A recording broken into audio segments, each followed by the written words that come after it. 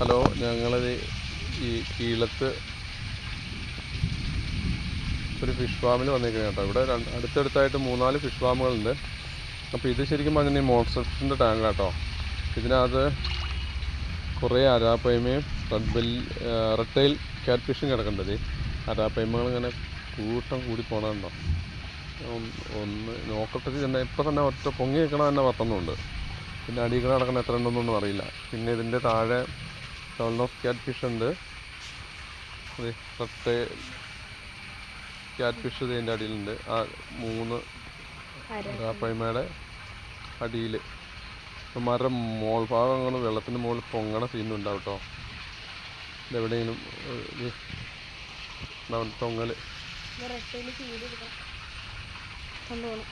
Red tile ഒരു സിലോപ്പിനെ കടിച്ചു പിടിച്ചുകൊണ്ട് പോവാ കേട്ടോ. അവൻ്റെ വായിൽ റെഡ് ടൈലിൻ്റെ വായിലൊരു സിലോപ്പി ഇരിക്കണുണ്ടോ.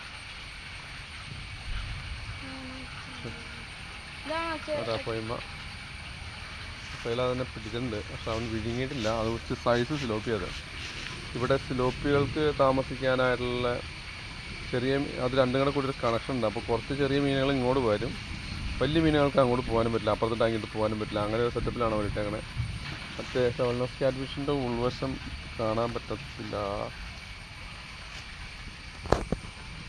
ഒരടിയില, അതിന് പെട്ടെന്ന് അങ്ങനെ കാണാൻ പറ്റില്ല. അതിനെ വിട്ട് കളഞ്ഞു കേട്ടോ.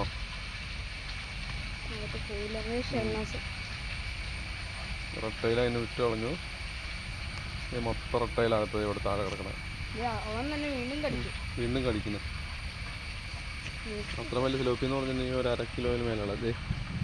ക്യാറ്റ് ഫിഷ്, വേറെ ടൈപ്പ് ക്യാറ്റ് ഫിഷ്, അവനൊക്കെയാണ് തോന്നുന്നു ഇപ്പം ട്രെൻഡായിട്ടുള്ളത്.